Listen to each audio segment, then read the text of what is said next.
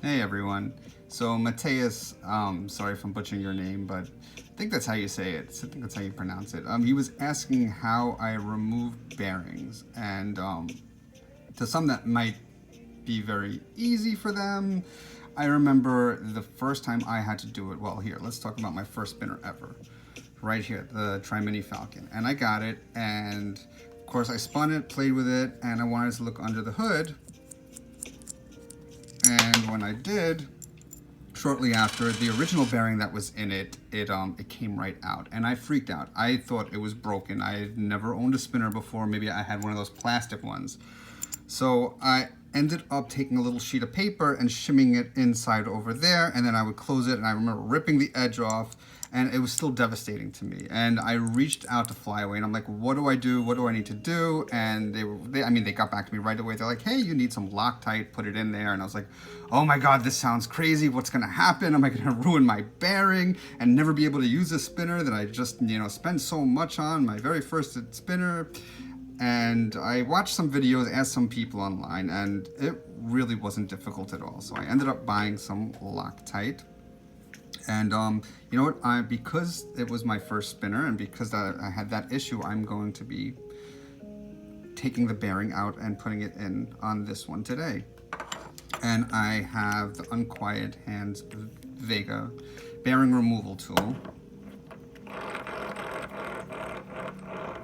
Yep, I also have a bearing. I'm going to be using Hex Golden Eagle. Awesome bearing. Loctite. And this little guy, one of those flossers with the toothpick thingy at the end, whatever that is, to scrape your teeth. I use it to dip in. I'll show you later. You don't have to use this, but I find it's really helpful. So any bearing removal tool will work. I really, really, really like this one. I've also taken this piece. This does not come with the Vega. This comes with Fidget HQ's tool, and I really like it. Well, I'll show you. I'll just show you why I really like to use this also. So the first thing you do, move everything out of the way, take the cap off,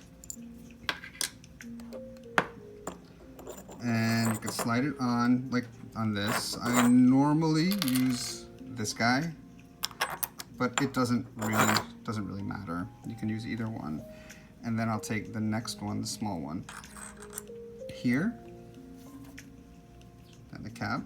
And let me turn it so you can see it. And you just keep turning until it pushes the bearing all the way through. Great, looks like it did. I'm gonna pull it out. And the great thing I like about this tool is that you can, once it's unscrewed, it's not gonna fly off and land on your spinner and do any damage to it because it has this little extra piece over there, which is fantastic. Okay, bearing is out. First time I've removed this bearing since I fixed it way back in the day. Monumental moment today. Momentous, I tell you. All right, so there we go. Normally when I take them out, I'm gonna clean them. You can see there's a little bit of residue in there. Let's see if I can just do it with my hand. Might not be able to. No, I would normally actually just go and wash it, but let's see if I could just scrape it out with this guy. Just so that it actually sticks to the metal. Okay, not perfect, but I'm gonna roll with it. I don't want this video to be too long. I'm already blabbing too much. So the next thing I'm gonna do is bring in a little paper towel because we're opening up the Loctite. Got my bearing over here. Now these, I mean, it might not be the best one to be showing you with because it has a little, dip inside the bearing. You know what, let's try something different. All right, I am going to use, I don't even know what this one is. I had it in the same bag as the Golden Eagle. This bearing, okay.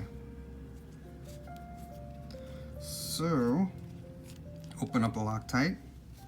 I'll have this ready. I know a lot of people like to put Loctite inside the spinner itself. I prefer to kind of just put it on the outside of the bearing. And if some spills out of this, sometimes I'll just literally tap it to it, tap, tap.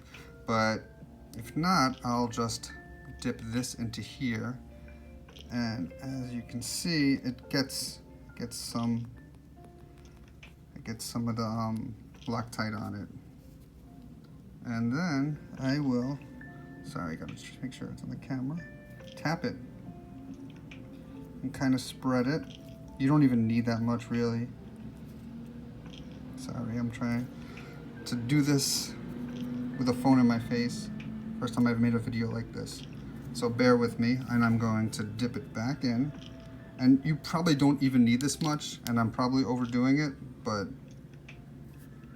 I'm okay with that. You really don't need too much because it's going to probably spill out. Okay, so I've got it now on here. And I'm just going to take it and let it drop down. Ooh, there it is. So now I take this guy, the one from Fidget HQ. And the reason I want to do it is because it helps get the bearing flush with the spinner. So I'll put it on top. And if you want, you can put another one of little guys just to make your turn time a little bit faster or whatever. And I pretty much just turn it, turn it, turn it. Usually I'm doing it on a flat surface, but I want it to be in the video. There. And I'm going to undo it quickly so that the Loctite doesn't attach to the metal piece here. Usually there'll be some on there. I'm going to wipe it off on this towel here. And I have another towel ready. People are probably going to kill me for not using microfiber or something, but I'm just wiping the edges just to make sure there's no Loctite on it. See, there's still some over there. So I wouldn't touch this for, I mean, they say that it takes like a day or something to completely set. I know after 20 minutes or so, I've never had any issues with it, and I've been impatient and have waited even as little as 5 minutes and have never had any problems. So there you have it. What was supposed to be a quick video turned into a 7-minute video, but I hope this is helpful to some. All right. Screw it back in and say bye-bye. I'm not going to spin it. I want to, but I'm not going to. Okay. Bye-bye.